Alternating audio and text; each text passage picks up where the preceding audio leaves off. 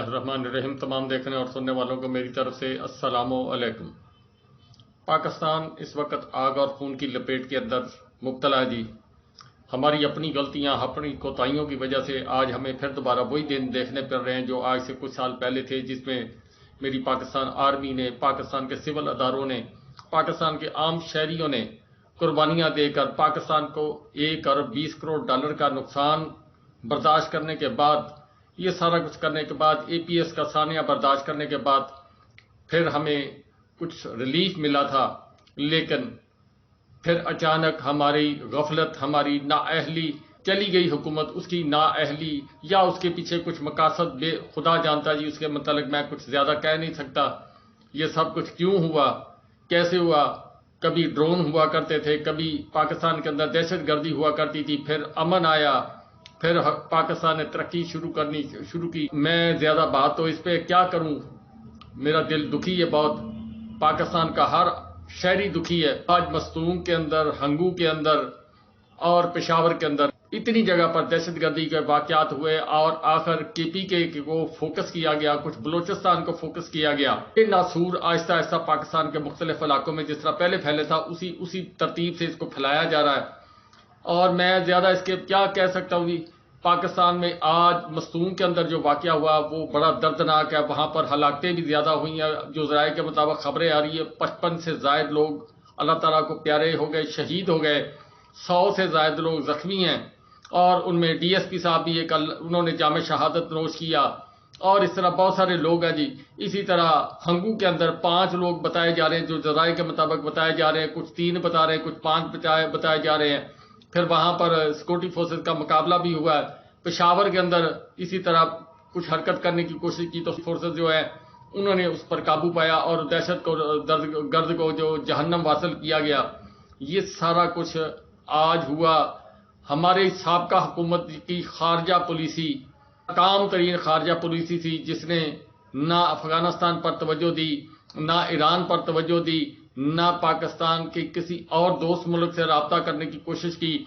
اور جس کے نتیجے میں وہ حکومت جو پرانی حکومت تھی اس کے دور کے اندر نہ دہشت گردی تھی، نہ تخریب کاری تھی،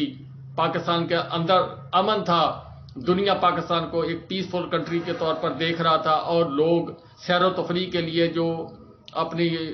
ٹورزم گائیڈ جو جاری کرتے ہیں اس کے اندر پاکستان کا نام آ رہا تھا۔ پھر اچانک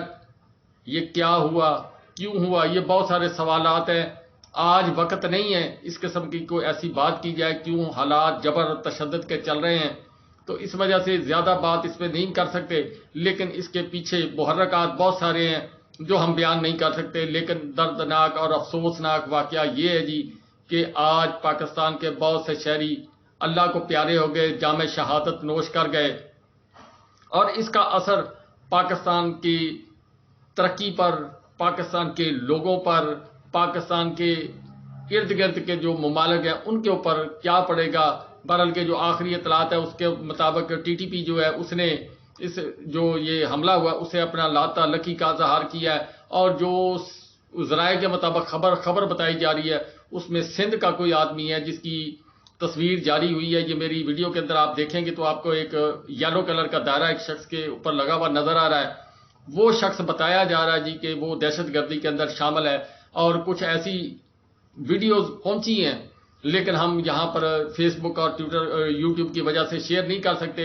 عینی شاہدین نے جو ویڈیو جاری کی ہیں اس کے اندر دھماکہ ہوا، پھر وہ جو خودکش بمبار تھا اس کے چیتھڑے اڑتے ہوئے اور کچھ اور لوگوں کے جسم کے حصے اڑتے ہوئے ہوا میں دکھائے گئے، لیکن ہم لوگ یہاں پر بیان نہیں کر سکتے، نہ آپ کو دکھا سکتے ہیں۔ بس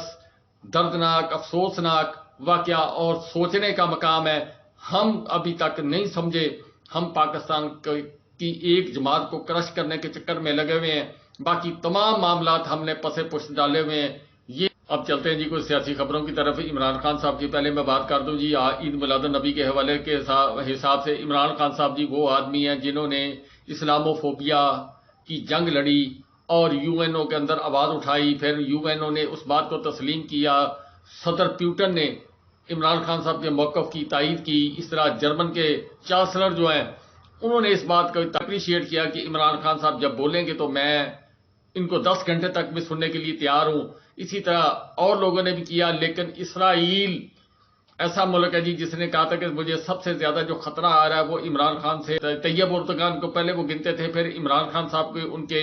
ریڈار پر آ گئے. انہوں نے کہا کہ سب سے زیادہ خطرہ جو ہے اسرائیل کو، اگر یہ بندہ ہولڈ کر گیا اپنی حکومت کے اندر تو پھر ہمارے لیے خطرہ ہوگا. آج کے دن 55 دن ہو گئے عمران خان صاحب کو جیل کے اندر، اور کل شیر افضل مروت صاحب اور دیگر کچھ وکلا جو ہے وہ عمران خان صاحب کے ساتھ مل کر آئے ہیں. اور عمران خان صاحب جی انہوں نے اڈیالہ جیل کے اندر ان کو اچھی سہولیات دینے کے لیے لایا گیا تھا کہ تاکہ وہاں سے اٹک جیل سے یہاں پر آ جائیں. لیکن یہاں پر جو ان کے ساتھ جو ذرائع کے مطابق سلوک بتایا گیا کہ وہ جو کمرہ ان کے حیثیت کے مطابق ایکس پرائم منسٹر کے حساب سے جس طرح کا wash room, attach bath room یا ٹی وی یا دوسری چیزیں جو بھی ان کو پرووائڈ کرنی تھی وہ نہیں کی گئی، بلکہ ان کو جناب چھوٹے سیل کے اندر رکھا گیا تاکہ ان کو مزید پریشان کیا جائے. عمران خان صاحب تھوڑے سے پریشان اس لیے ہوئے کہ وہ واک کے لیے پرابلم ان کو آ رہا ہے، وہ واک کے لیے جگہ نہیں بچی. اب اس کے اوپر عدالت کے اندر رابطہ کیا جائے گا. شیر افضل مروت صاحب اور عفنان اللہ خان کی جو جھگڑا ہوا تھا اس کے اوپر آج کا دن کم از کم یاد رکھ کے عفنان اللہ صاحب کو بھی سوچنا چاہیے تھا کہ یہ وہ بندہ جس نے اسلاموفوبیا کی جنگ لڑی. بہرحال کے جی اس کے اوپر جوید چودھری صاحب نے جو منظرنامہ پیش کرنے کی کوشش کی، میں اس کا بھی ذکر یہاں پہ تھوڑا سا کر دوں کہ ایک تو جو واقعہ ہوا وہ ان کا پروگرام کل تک کے اندر جو ہوا تھا اس کے اندر تو جو کلپس آئے ہیں سوشل میڈیا کے اوپر اس میں شیر افضل صاحب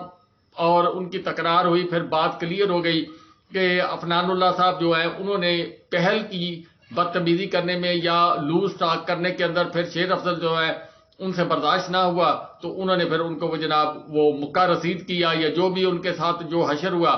لیکن میں نے بہت سارے لوگوں نے جوید چودھری صاحب کا ویلاگ نہیں سنا ہوگا. جوید چودھری صاحب نے وہاں پر انصاف کرنے کی بجائے داڑھی رکھی ہوئی سنت رسول رکھ کر وہاں ڈنڈی مارنے کی کوشش کی.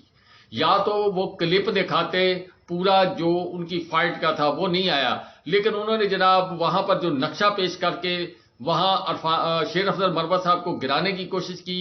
ان کو نیچا دکھانے کی کوشش کی. انہوں نے کہا جی ان کے منہ سے خون جا رہا تھا، ان کے جناب زخم ہو گئے. عفنان اللہ صاحب جناب بلیک بیلٹ ہیں اور بلیک بیلٹ ہونے کی وجہ سے وہ بہت سارے بندوں نے ان سے ان کے چھڑوایا، وہ تو ایسے جکڑ لیا. یہ بات کی حالانکہ شیر افضل مروت ان سے زیادہ طاقت والے اور ہمت والے ہیں. اللہ جانے جی عفنان اللہ بلیک بیلٹ ہے یا نہیں ہے، یا چودھری صاحب نے ان کو بلیک بیلٹ قرار دے دیا. مقصد یہ ہے، میں صرف اتنی اب موقع نہیں ہے آج ایسا بات کرنے کا، لیکن جو نقشہ انہوں نے پیش کرنے کی کوشش کی اس میں انہوں نے بجائے اس کے کہ شرمندگی محسوس کریں کہ ان کے پروگرام کے اندر لڑائی ہوئی، جھگڑا ہوا اور ایک پاکستان کا امیج جو پوری دنیا کے اندر برا گیا. شیر افضل مروت صاحب نے اس میں کہا کہ میں مطلب کہ جذباتی ہو گیا. لیکن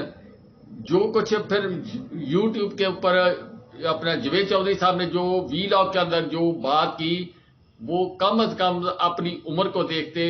سنت رسول جو منہ پر رکھی ہوئی تھی کم از کم لحاظ کرتے ہوئے یہ سوچتے کہ میں جو بول رہا ہوں اس منہ سے بول رہا ہوں جس منہ سے میں سنت رسول. انہوں نے وہی بیانیہ اختیار کیا کہ جو نون لیگ کو پسند آئے اور پاکستان تحریک انصاف کو اور شیر افضل مروت کی تذلیل کرنے کی خاطر انہوں نے یہ پیش کیا. حالانکہ شیر افضل مروت صاحب جب یہاں سے نکلے ہیں تو اس کے بعد وہ سیدھے وسیم بدامی کے پروگرام میں گئے اور وہاں پر اگر ان کے چہرے پر زخم ہوتے یا وہ زخمی ہوتے تو وہ جناب وہاں پر نہ جاتے. انہوں نے وہاں پر بھی دبنگ طریقے سے اپنا جو موقف تھا اس کا دفاع کیا. لیکن عفنان اللہ صاحب پھر کسی پروگرام میں نہیں گئے. اس کا مطلب ہے آپ خود سمجھدار ہیں. شیر افضل کا قد کاٹ دیکھ لو، عفنان اللہ دیکھ لو، باقی جھگڑا ہوا گا کوئی. میں نہیں یہ کہتا کہ انہوں نے جناب کو کم کی ہوگی یا شیر افضل نے تسلیم کیا کہ ہم گتھم گتھا ہوئے، کبھی وہ اوپر کبھی میں اوپر. بہرحال کے جوید چودھری صاحب نے جو بات کی اس کے اندر انہوں نے ڈنڈی مارنے کی کوشش کی اور نہایت ہی غلط بات ہے. کہ آپ کو معلوم ہے کہ کل